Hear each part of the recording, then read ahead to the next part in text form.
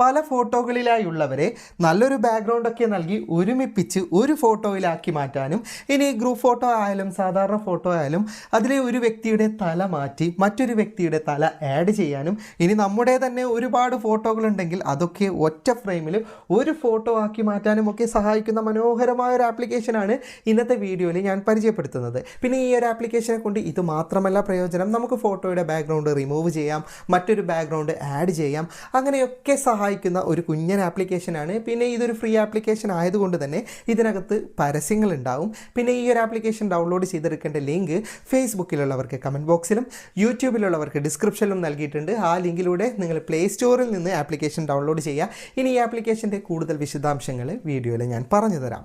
ആപ്ലിക്കേഷൻ്റെ ലിങ്ക് ലഭിക്കാത്തവർ ഈ QR code scan ചെയ്താലും നിങ്ങൾക്ക് വെബ്സൈറ്റിലേക്ക് എത്താൻ സാധിക്കുന്നതാണ്. വെബ്സൈറ്റ് സ്ക്രോൾ ചെയ്ത് താഴെ വന്നാൽ ആപ്പ് ഡൗൺലോഡ് ചെയ്യേണ്ട ഓപ്ഷൻ ഉണ്ടാവും. അതിൽ ക്ലിക്ക് ചെയ്താൽ പ്ലേ സ്റ്റോറിൽ നിന്ന് ആപ്ലിക്കേഷൻ ഡൗൺലോഡ് ചെയ്യാൻ സാധിക്കുന്നതാണ്. ഇനി ഇൻസ്റ്റാൾ ചെയ്ത ആപ്ലിക്കേഷൻ ഓപ്പൺ ചെയ്താൽ നിങ്ങൾക്ക് ഇങ്ങനെ ഒരു ഓപ്ഷനാണ് ലഭിക്കുക. ഇവിടെ നിങ്ങൾക്ക് സെലക്ട് ഫോട്ടോ എന്ന് പറയുന്ന ഓപ്ഷൻ ഉണ്ട്. ആദ്യ തവണ ക്ലിക്ക് ചെയ്യുമ്പോൾ നിങ്ങൾ ഗാലറി ആക്സസ് കൊടുക്കണം. ഇനി ഞാനിപ്പോൾ ഒരു ഫോട്ടോ സെലക്ട് ചെയ്യുകയാണ്. അപ്പോൾ ഈ ഫോട്ടോയിൽ ഓൾറെഡി ഒരാളെ ആഡ് ചെയ്യാനുള്ള സ്പേസ് ഉണ്ട്. ഇതിന് സ്പേസ് ഇല്ലെങ്കിൽ എന്താണ് ചെയ്യേണ്ടത് എന്ന് ഞാൻ പറഞ്ഞു തരാം. ഇനി നമുക്ക് ഇത് എങ്ങനെയെങ്കിലും ക്രോപ്പ് ചെയ്യണമെങ്കിൽ ആദ്യം ക്രോപ്പ് ചെയ്യാം. എത്ര മതി അതിനനുസരിച്ച് നിങ്ങൾ സെലക്ട് ചെയ്താൽ മതി. ഇനി മുകളിൽ ഡൺ ബട്ടൺ ഉണ്ട്, അതിലേക്ക് ക്ലിക്ക് ചെയ്യുക.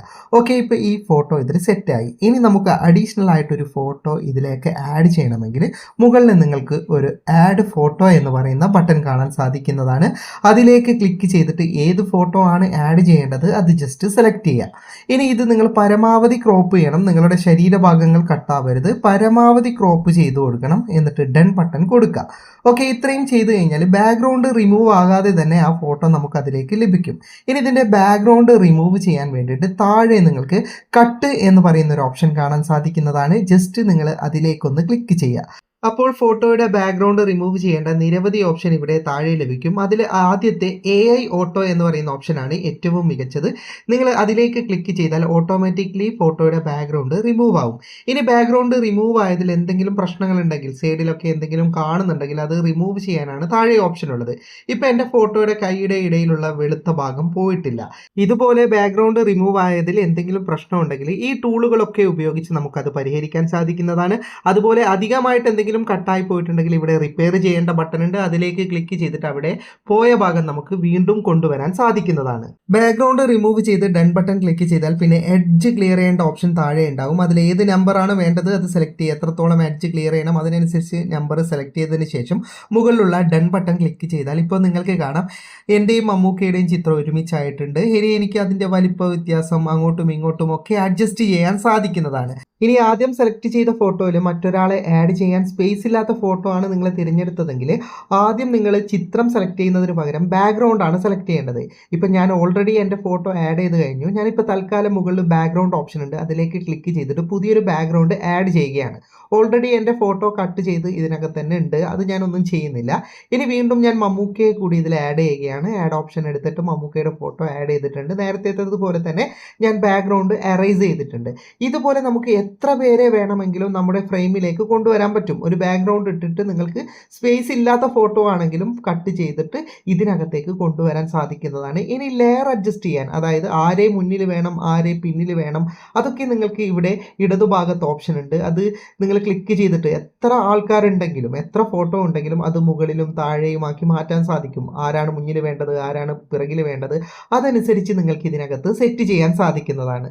ഇതുപോലെ ആവശ്യമുള്ളവരെ ആഡ് ചെയ്തിട്ട് മുകളിൽ സേവ് ബട്ടൺ ഉണ്ട്. സേവ് കൊടുത്താൽ നിങ്ങൾ എഡിറ്റ് ചെയ്ത ചിത്രം ഗാലറിയിലേക്ക് സേവ് ചെയ്യാൻ സാധിക്കുന്നതാണ്. ഇനി ഒരു ഫോട്ടോയിൽ നിന്ന് ഒരു വ്യക്തിയുടെ തല മാറ്റി മറ്റൊരു തല എങ്ങനെയാണ് വെക്കേണ്ടത് എന്ന് കൂടി ഞാൻ ഇതിൽ പറഞ്ഞു തരാം. അതിനായിട്ട് ആദ്യം നിങ്ങൾ ഏത് ഫോട്ടോ ആണ് അത് സെലക്ട് ചെയ്യണം. ഞാൻ ഗാലറിയിൽ നിന്ന് ഒരു AI എഡിറ്റ് ചെയ്ത ഒരു കല്യാണ ഫോട്ടോ ആണ്. ഓക്കെ, ഇതിനകത്താണ് ഞാൻ തല ആഡ് ചെയ്യുന്നത്. നേരത്തേതുപോലെ തന്നെ ആഡ് ബട്ടൺ ക്ലിക്ക് ചെയ്തിട്ട് ആരുടെ തലയാണ് വേണ്ടത് അത് സെലക്ട് ചെയ്യുക. എന്നിട്ട് ക്രോപ്പ് ചെയ്തിട്ട് പരമാവധി തല മാത്രമേ നിങ്ങൾ സെലക്ട് ചെയ്യാൻ പാടുള്ളൂ. ഉള്ളൂ. ഓൾറെഡി ഞാൻ ക്രോപ്പ് ചെയ്തൊരു ഫോട്ടോ ആണ് സെലക്ട് ചെയ്തിട്ടുള്ളത്. നേരത്തേതുപോലെ തന്നെ കട്ട് ബട്ടൺ ക്ലിക്ക് ചെയ്യുന്നുണ്ട്. എന്നിട്ട് AI ഉപയോഗിച്ചിട്ട് ബാക്ക്ഗ്രൗണ്ട് എറേസ് ചെയ്തിട്ടുണ്ട്. ഇനി നമുക്ക് ഈ താഴെ വരുന്ന ഷർട്ടിൻ്റെ ഭാഗമൊക്കെ മായ്ക്കണം. അതിനായിട്ട് താഴെയുള്ള മാനുവൽ ടൂളൊക്കെ ഉപയോഗിക്കാൻ പറ്റും.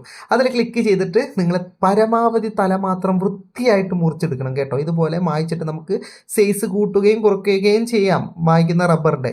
എന്നിട്ട് വളരെ വൃത്തിയായിട്ട് തല കൊണ്ടുവരണം. ഞാനിപ്പോൾ ഇത് സ്പീഡിൽ കാണിക്കുന്നത് കൊണ്ട് വളരെ വേഗത്തിൽ ചെയ്തേ ഉള്ളൂ.